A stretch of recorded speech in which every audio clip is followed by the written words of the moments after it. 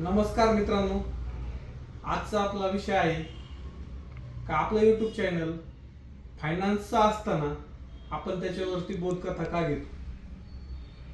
मित्रांनो, आपलं फायनान्सचं चॅनल असताना आपण फायनान्समधील अनुभवी लोकांचे काही अनुभव शेअर केले, काही स्वतःचे वैयक्तिक अनुभव शेअर केले.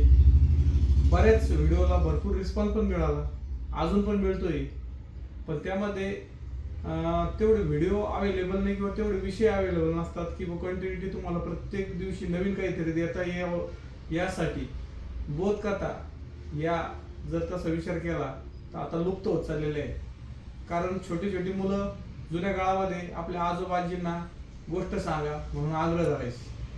आता ते मुलं मोबाईल मागतात, बाहेर खेळायला पण जात नाही आणि त्यांना त्या गोष्टीत थोडासा रस राहिलेला नाही.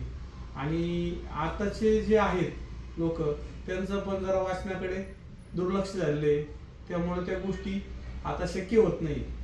मग आपला छोटासा प्रयत्न असा आहे का बोधकथा ही छोट्या प्रमाणात असेल आणि त्यामधून जो अर्थ निघेल त्याच्यातून काहीतरी शिकवण पण भेटणार आहे. आशयाच्या काही गोष्टी मी शेअर केलेल्या आहेत आणि त्याच्यासाठी खूप मोठा रिस्पॉन्स पण आलेला आहे. पण बरेच लोक फोन करतात की तुमचं चॅनल फायनान्स आहे, तुम्ही त्याच्यावरती बोधकथा का घेता. तर तुम्ही बोधकथा न घेता फायनान्स संदर्भातील गोष्टी त्याच्यावरती शेअर कराव्यात आणि बोधकथेसाठी गोष्टीसाठी नवीन चॅनल सुरू करा. पण नवीन चॅनल आपण सुरू करणार नाही मित्रांनो, कारण आपला हेतू, आपला उद्देश आपला फायनान्सचा व्यवसाय आहे आणि ते व्यवसाय तुमच्यापर्यंत पोहोचावा. आणि मध्ये मध्ये नवीन काही गोष्टी येतील फायनान्स संदर्भातील म्हणा, लोन इन्शुरन्स संदर्भातील म्हणा, त्या तर आपण शेअर करणारच आहोत. पण आता आम्ही असं ठरवलेलं आहे, साधारणतः दिवसभरामध्ये 3 प्रकारचे व्हिडिओ तुमच्यापर्यंत पोहोचावेत. त्यामध्ये फायनान्स संदर्भातील असू शकतील किंवा बोधकथा असू शकेल.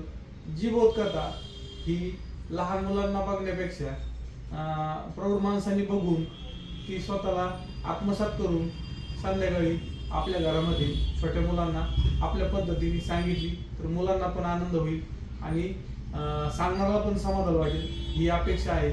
तर मग आजचा आपला हा व्हिडिओ आपण याच्यासाठी घेतला होता की बऱ्याच जणांना प्रश्न पडतो, नाव तर आहे उडान फायनान्स, येतात तर बोधकथा, त्याचा काय उद्देश आहे आपला त्या बोधकथा ठेवण्यामागचा किंवा सांगितल्यामागचा. शक्यतो बऱ्याचशा गोष्टी अशा असतील की जी तुम्ही कोणी ऐकलेली नसावी किंवा वाचलेली नसेल. कोणी ऐकलेली किंवा वाचलेली असेल तर त्यांचं वाचन खूपच चांगलं असेल असं अपेक्षित धरू आपण. आणि इथून पुढं पण अशाच गोष्टी तुम्हाला मी सांगत राहणार आहे. त्यामध्ये सकाळी 7 वाजता एक गोष्ट तुम्हाला दररोजची येणार आहे. दुपारचा टायमिंग फिक्स नाही आणि एक संध्याकाळी 7 वाजता तुम्हाला कुठली तरी एक गोष्ट मी तुम्हाला सांगणार आहे.